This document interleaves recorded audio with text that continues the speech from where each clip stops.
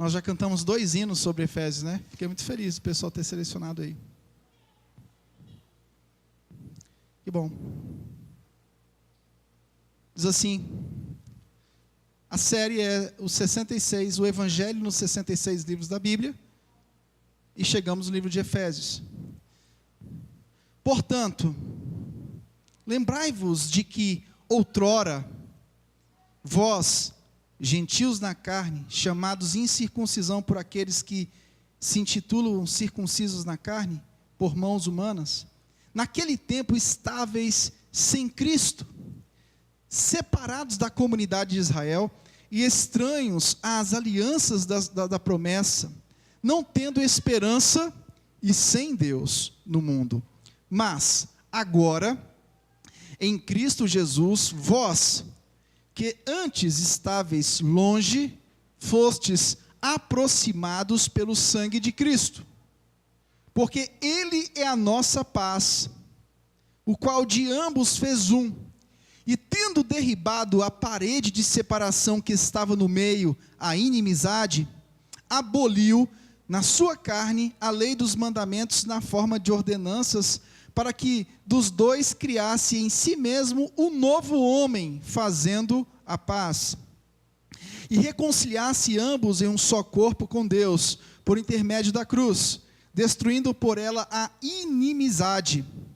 E vindo, evangelizou para vós outros que estáveis longe, e paz também aos que estavam perto, porque por ele ambos temos acesso ao Pai em um Espírito. Assim, já não sois estrangeiros e peregrinos, mas concidadãos dos santos, e sois da família de Deus, edificados sobre o fundamento dos apóstolos e profetas, sendo ele mesmo Cristo Jesus a pedra angular, no qual todo edifício bem ajustado cresce para santuário dedicado ao Senhor, no qual também vós juntamente estáis sendo edificados para a habitação de Deus no Espírito. Meus queridos irmãos, que nessa noite possamos ser contemplados com Deus da aliança, em sua majestade Cristo Jesus. Que crianças, adolescentes, jovens, adultos e anciãos, que o Espírito Santo toque, através da palavra, para que haja conversão. Eu oro, nós oramos para que haja conversão.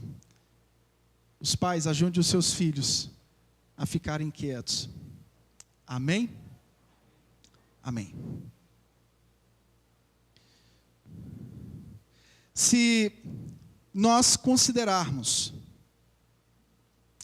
o quanto somos privilegiados por tudo o que o Senhor fez por nós, se você e eu pararmos e refletirmos em tudo o que o Senhor fez por nós, se pararmos para pensarmos em quem nós éramos, de onde Ele nos tirou, e para onde Ele nos levou, nós nos disporíamos mais para proclamar a paz. E a paz é Jesus.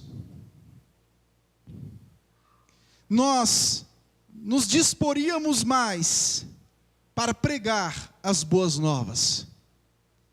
E a boa nova, a boa notícia é essa: Ele cumpriu toda a exigência do Pai, a qual você e eu não conseguimos cumprir. A dívida está paga. E o que você e eu podemos fazer na seara do Senhor? Ele já fez tudo, mas restaria a nós fazer alguma coisa? E essa pergunta, ela é válida não só para os adultos, mas para as crianças também. Crianças também podem evangelizar os colegas. Crianças também podem pregar, proclamar que só Jesus salva. Crianças também podem falar para os seus coleguinhas que Jesus pagou a dívida, que Jesus pagou o preço que eu e você não conseguimos pagar, por conta do pecado de Adão. Você já parou para pensar que essa reconciliação que Jesus fez, morrendo na cruz por nós, pouco pensamos no tamanho dessa obra. Nós pensamos mais nos nossos problemas, nós pensamos mais nas nossas dificuldades, nós pensamos mais naquilo que nos falta, nós pensamos mais na nossa própria vida. E que nessa noite você e eu sejamos compungidos a pensar nessa reconciliação, nessa dívida que foi paga. Diante dessa dívida que foi paga, você imagine o dilúvio que caiu ontem aqui em Águas Claras ou em outras regiões. Você imagina esse dilúvio por toda a eternidade, mas um dilúvio muito pior, um dilúvio que vai conter condenação, ira eterna. Às vezes, as professoras dos nossos filhos, elas tentam induzir os nossos filhos para outros caminhos, mas nós pais precisamos ensinar para os nossos filhos que virá uma ira de Deus, e essa ira vai consumir todos aqueles que não confessaram Jesus como Salvador e Senhor das suas vidas. Essa reconciliação, irmãos, ela valeu o sangue do Cordeiro, o sacrifício do nosso Senhor. Isso tem que ser refletido constantemente nas nossas vidas. Nós temos em Efésios uma colocação especial sobre esse Jesus. Em Efésios, esse Jesus é colocado como aquele que trouxe a paz. Que paz é essa? É Ele mesmo. Efésios vai falar da paz, de uma reconciliação que era necessária, para que nós não vivêssemos a ira do Pai. Essa paz que Ele trouxe foi Ele mesmo. A paz que nós precisamos é se relacionar com o Pai. A paz que eu e você precisamos é ter acesso ao Pai. E Jesus, Ele trouxe essa paz. Você acha que isso é pouco? Você acha que ter acesso a Deus é pouco? Você acha que estar diante de Deus, corandel, diante da face de Deus, isso é pouco? Isso é muito glorioso. Efésios vai falar dessa celebração de graça, desse Deus de aliança, que em seu Filho reconciliou o mundo consigo mesmo. O seu Filho que se humilhou e foi exaltado para cumprir o propósito do Pai. Efésios vai tratar que isso agora é uma realidade nas nossas vidas.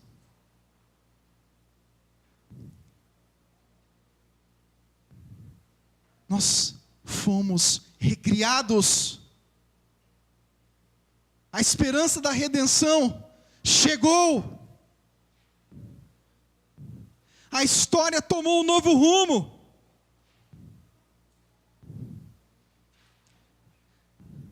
O Senhor Jesus, com seu próprio sangue, com sua própria carne, reconstituiu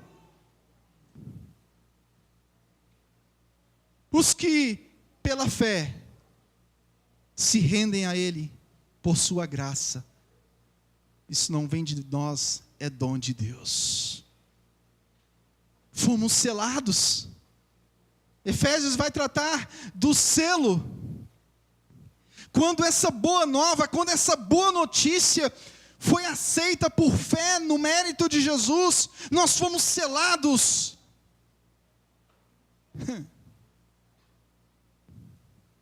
E temos como esperança o céu. O céu aqui em Efésios representa bênçãos espirituais, representa a esfera da presença de Cristo depois da sua ressurreição.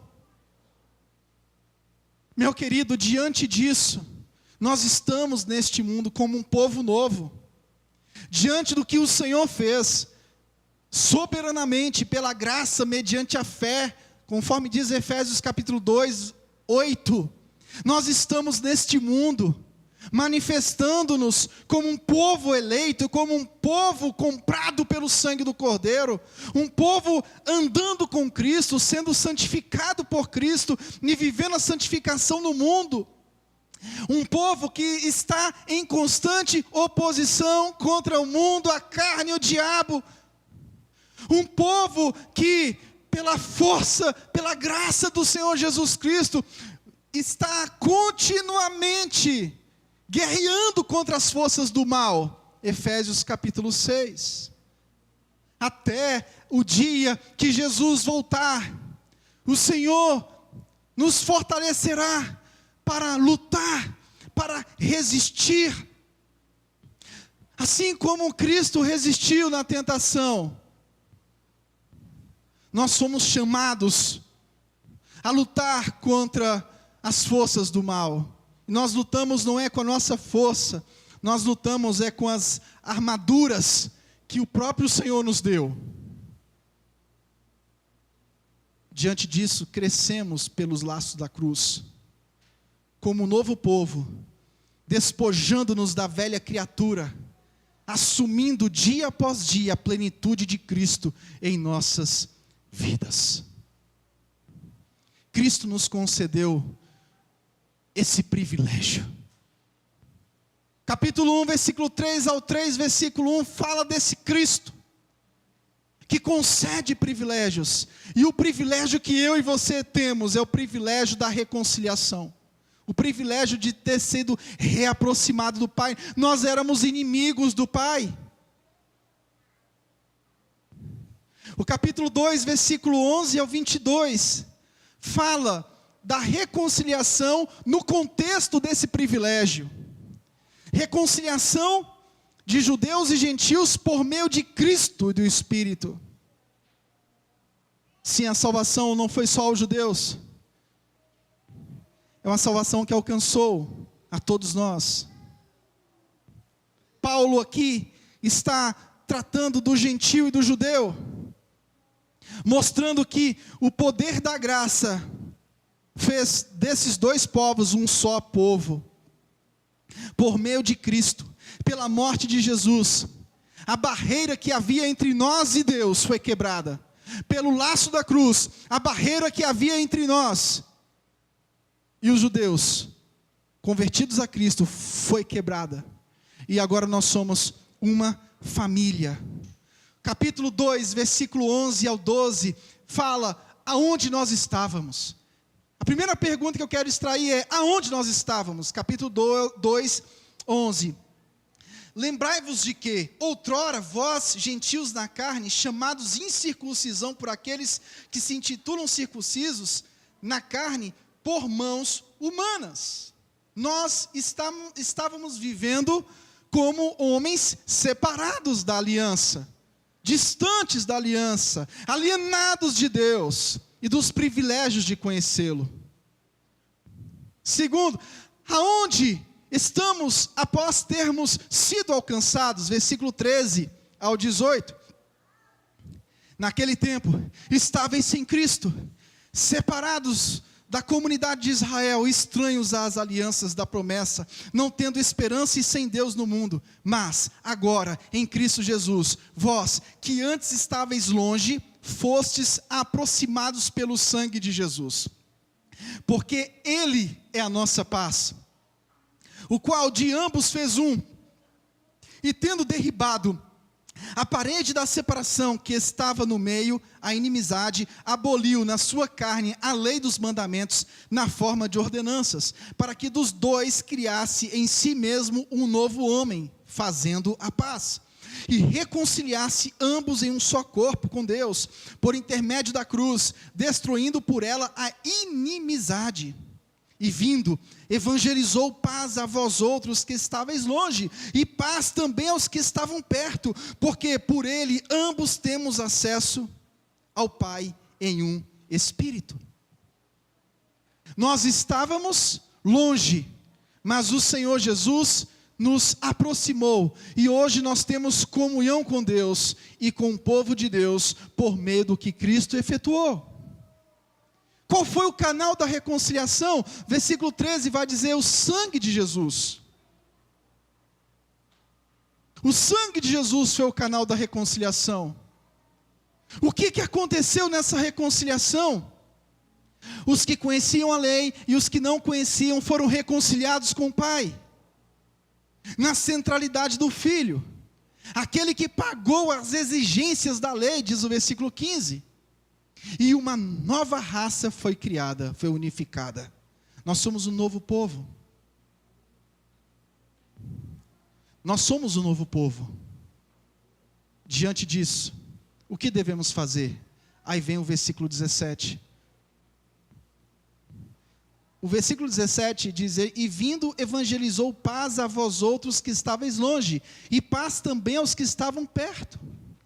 O que eu e você devemos fazer diante dessa reconciliação?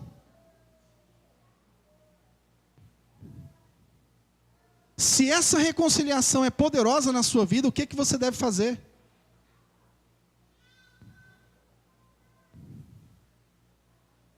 Se você considera isso como poderoso na sua vida, qual é a sua atitude?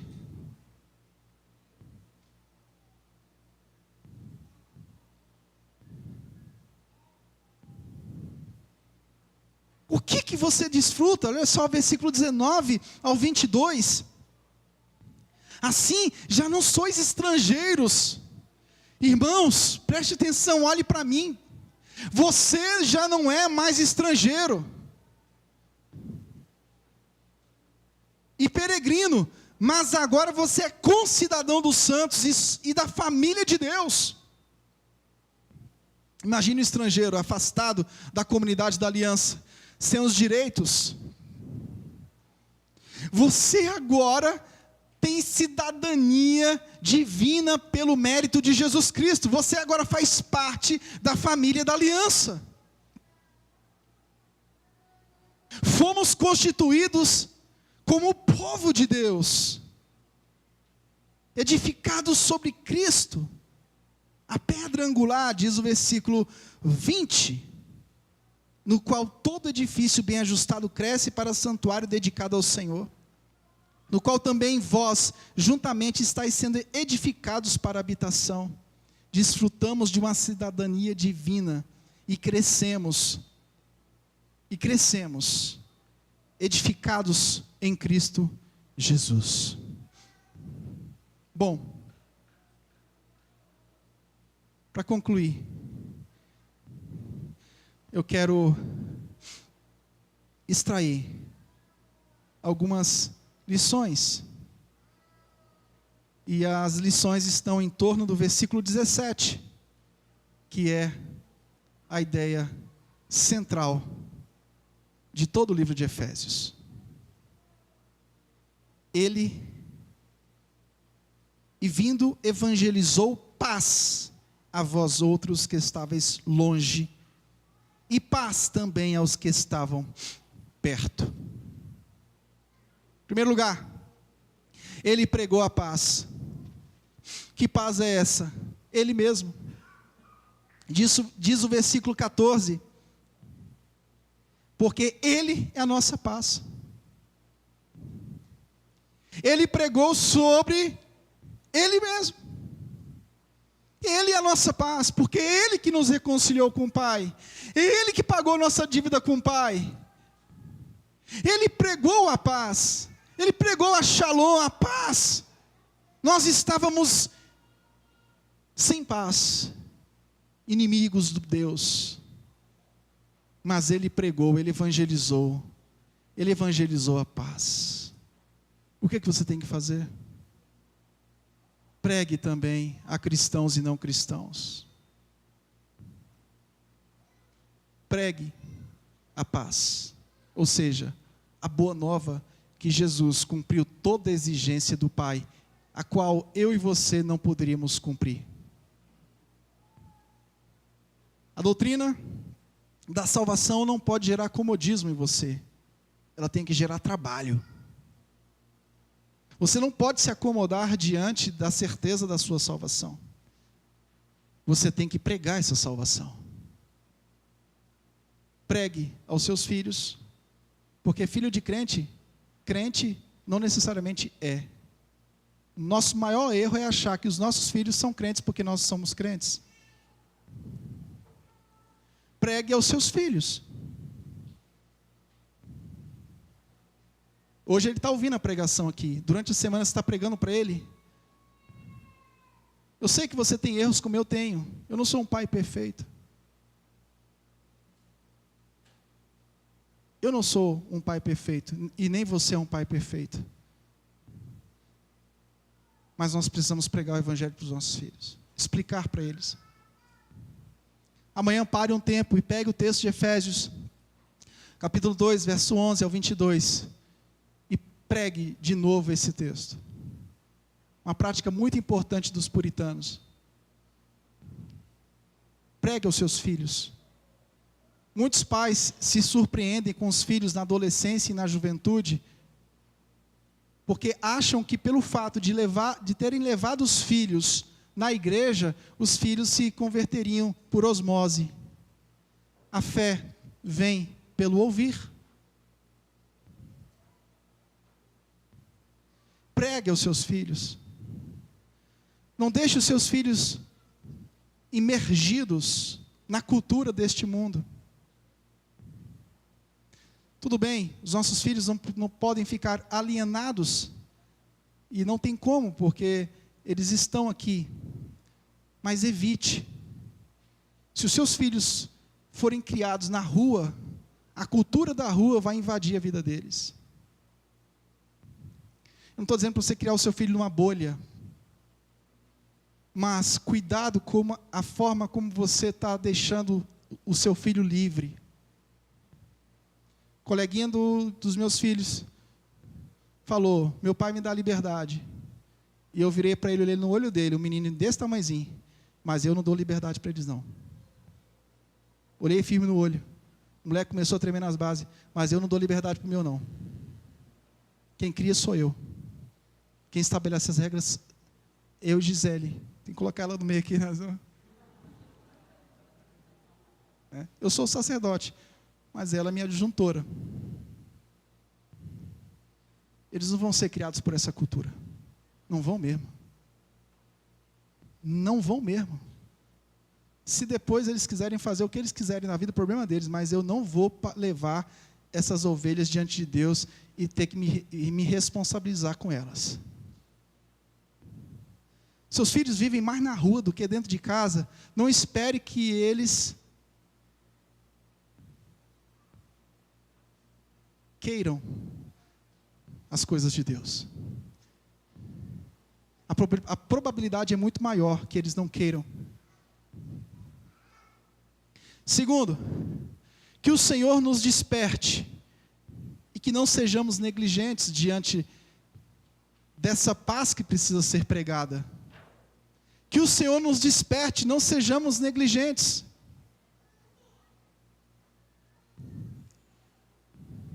A negligência está na preguiça. A negligência está na dispersão. Você investe em tudo na sua vida, menos na obra de Deus, no reino de Deus. Pastor, por que eu ando fraco? Tem vários motivos. Mas eu posso dizer que um dos motivos é: você é uma pessoa displicente. Você investe muito pouco nas coisas de Deus.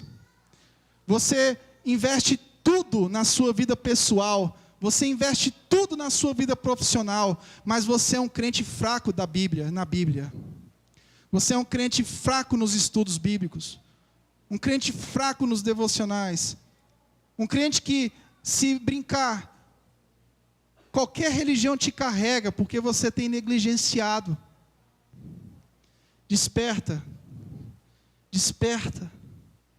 Que o Senhor nos desperte para que não sejamos displicentes na tarefa nobre de pregar o Evangelho de Jesus Cristo. Terceiro e último lugar. Que Ele nos toque com a palavra para que não vivamos para nós mesmos. A sua maior tentação é viver para si mesmo. Lembre-se de onde o Senhor te tirou. Efésios capítulo 2, versículo 1 diz que Ele nos deu vida, estando nós mortos nos nossos delitos e pecados. Efésios 2:8 diz: Ele, pela graça, Ele nos salvou, pela graça, mediante a fé. Isso não vem de vós, é dom de Deus.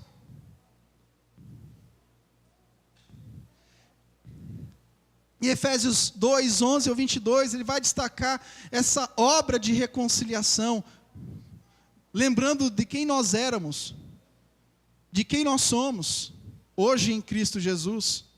Você não pode ficar satisfeito com a vida que você tem levado diante dessa maravilhosa graça, diante dessa paz maravilhosa que o livro de Efésios traz para nós. A paz é Ele, a paz é Jesus Cristo.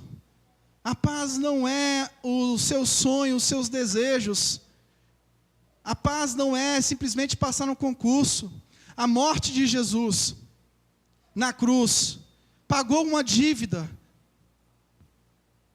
Uma estaca foi cravada no Senhor. Jesus quebrou. Jesus rompeu uma separação. Jesus trouxe para nós uma força através do Espírito Santo para vencermos o pecado. Nós temos a paz. Nós, como igreja, podemos andar em unidade, viver como um novo povo, reconciliados pelo sangue de Jesus, vivendo como um edifício ajustado, cujo chefe é Jesus Cristo, a pedra angular. É Ele a nossa paz. É Ele que consertou a fenda que estava rachada, que estava quebrada. É nele que nós vamos ter o nosso descanso eterno. Meu querido, se você acha que viver para si próprio vai te trazer felicidade, você está redondamente enganado. A sua alegria é proclamar o Evangelho. A alegria de Jesus era fazer a vontade do Pai. E a alegria de Jesus deve ser a nossa alegria também. Feche seus olhos.